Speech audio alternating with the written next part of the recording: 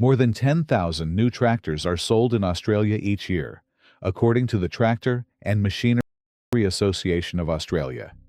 And a growing proportion of those machines carry software architectures that prevent the owner from performing or authorizing repairs without manufacturer permission. According to the Australian Productivity Commission's official report on right to repair, published in 2021, this software restriction model generates measurable financial harm to agricultural operators in Australia through increased repair costs, extended downtime, and the elimination of independent repair as a cost-effective option for common fault events. The National Farmers Federation and grain growers have both made public statements identifying John Deere's software lock architecture as a specific source of financial pressure on Australian grain growers. The cost mechanism behind those statements is what this video examines. Not the policy debate, which is unresolved, but the actual dollars and days that the current system generates in the paddock. We start with the event that makes the cost visible.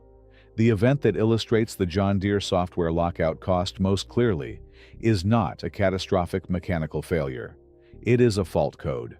A current generation John Deere tractor, 6 Series, 7 Series, or 8 Series in the medium to large frame bracket, can generate a fault code from a sensor, actuator, or software parameter that does not represent a mechanical failure requiring immediate repair, but that the machine's operating system treats as a condition requiring dealer authorization before the machine will return to full function. The Australian Productivity Commission's 2021 report specifically identified this category of event, where the machine is physically capable of operating but is electronically restricted from doing so, as a primary mechanism through which proprietary software creates financial harm to agricultural operators. The cost structure of a software-restricted fault event in regional Australia is built from 4 components. The first is dealer response time.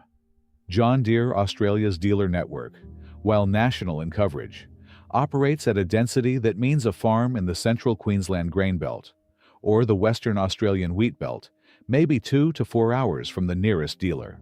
Mobile service attendance from a John Deere dealer in these regions carries a call-out cost in the range of $350 to $600 Australian dollars before a diagnostic tool is connected to the machine, reflecting travel time and vehicle costs. The Australian Productivity Commission's report noted that geographic distance amplifies the financial impact of proprietary service requirements in Australian agricultural contexts specifically, a point that carries more weight in a country where the distance between a farm and its nearest dealer can be measured in hours rather than minutes. The second component is the diagnostic tool restriction. John Deere's Service Advisor diagnostic system is proprietary. It is not available to independent workshops in a form that allows the full range of fault resolutions that a John Deere dealer can perform. An independent workshop that has invested in a generic OBD-compatible diagnostic tool can read fault codes from a John Deere machine, but cannot perform parameter resets, controller calibrations, or software updates that are required to clear certain fault categories. This means that for the subset of John Deere fault events that require these dealer-level functions, independent repair is not a viable option, regardless of the mechanical competence of the workshop. The Australian Productivity Commission's report documented this restriction explicitly and identified it as a competition concern in the agricultural equipment service market. The practical cost of this restriction in the Australian grain belt is a mobile service call that resolves a fault in 2 to 3 hours, at a total cost, including call-out, diagnostic time, and labor, of $800 to $1,400 Australian dollars. For an event that an independent workshop capable of accessing the same software tools could resolve for approximately $150 to $250 Australian dollars in labor alone. That gap between the dealer-only resolution cost and a hypothetical independent repair cost is the direct financial expression of the software lock. It is not a mechanical complexity charge. It is an access restriction charge. The third component is downtime. In the Australian grain belt, where seeding and harvest windows are measured in days rather than weeks, a machine that is electronically restricted from operating while a dealer response is organized and dispatched represents a financial loss that extends well beyond the repair invoice. Grain Growers, in its public statements on the right to repair issue, has referenced downtime costs in the context of software-locked machines as a specific concern for grain producers on tight seasonal windows. A seeder or harvester that sits for 3 days, waiting for a dealer mobile service visit during a critical operating window, generates an opportunity cost in missed yield, delayed planting, or contract penalties that is frequently larger than the repair invoice itself. Independent workshop data from regional Queensland and New South Wales consistently notes that the inability to attend to John Deere fault events without dealer involvement is the single most cited cause of extended downtime in their John Deere operating client base. The fourth component is the absence of a completed legislative solution. This is an important precision to maintain about the current situation in Australia. The Australian Productivity Commission published its Right to Repair report in 2021 with a series of recommendations directed at government and industry. As of the time of this production, those recommendations have not been translated into enacted legislation that would compel John Deere or any other manufacturer to provide independent workshop access to diagnostic tools and software repair functions. The right to repair debate in Australia is active, documented at the official government level, and supported by significant industry advocacy from the NFF and grain growers.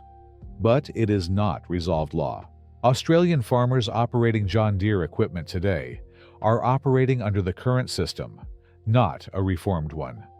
John Deere has made public commitments in some international markets, including a memorandum of understanding with American Farm Bureau in the United States, regarding access to diagnostic information and repair tools for independent operators. Those commitments are specific to the markets in which they were made and should not be assumed to apply to the Australian market without verification through John Deere Australia directly. Any Australian farmer seeking clarity on what diagnostic access and software repair functions are available to them or to their independent workshop should direct that inquiry to John Deere Australia rather than drawing conclusions from international announcements. The comparison that makes the cost most concrete is against a machine from a competing brand in the same horsepower bracket that uses an open or semi-open diagnostic architecture. A Massey Ferguson 6 Series machine with a Dyna 6 transmission and an AGCO-compatible diagnostic interface can have its fault codes read and most common parameter faults resolved by an independent workshop equipped with a commercially available diagnostic tool. Without a dealer call-out, without a proprietary software subscription, and without travel cost. The same fault category resolution that costs $800 to $1,400 Australian dollars on a John Deere through the dealer mobile service pathway costs approximately $160 to $280 Australian dollars through an independent workshop on the equivalent Massey Ferguson. That difference, per fault event, across a machine's working life, accumulates to a figure that the Productivity Commission's report framed as a material competition distortion in the agricultural equipment service market. This is not an argument that John Deere machines are poorly engineered. They are not. The precision agriculture integration, large frame build quality, and fuel efficiency of John Deere's current generation of medium to large tractors is genuinely among the best in the global market. The software lock architecture that generates these costs is not a mechanical deficiency. It is a business model decision, one that the Australian Productivity Commission has formally assessed and found to generate financial harm to Australian agricultural operators in a documented and specific way. Reporting that finding accurately is not an attack on the brand. It is the data. According to the Australian Productivity Commission's official report and public statements from the National Farmers Federation, the right to repair issue in Australian agriculture is not a hypothetical future concern.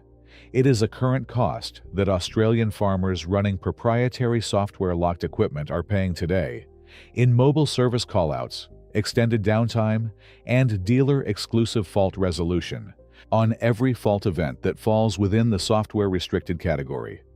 The path to a different outcome, whether through legislative reform, voluntary industry agreement, or purchasing decisions that favor open-diagnostic competing machines, runs through an accurate understanding of what the current system costs and why. Across the cost structure examined in this video, one truth is stark. The most expensive component of a software-locked tractor is not the machine itself. It is the access restriction built into the service model that follows it off the forecourt. A machine you cannot fully repair is a machine you do not fully own. If this breakdown changed the way you think about what you are actually purchasing when you sign for a software-managed tractor, hit subscribe, leave a like, and share it with someone in the grain belt who is currently reviewing their fleet decisions.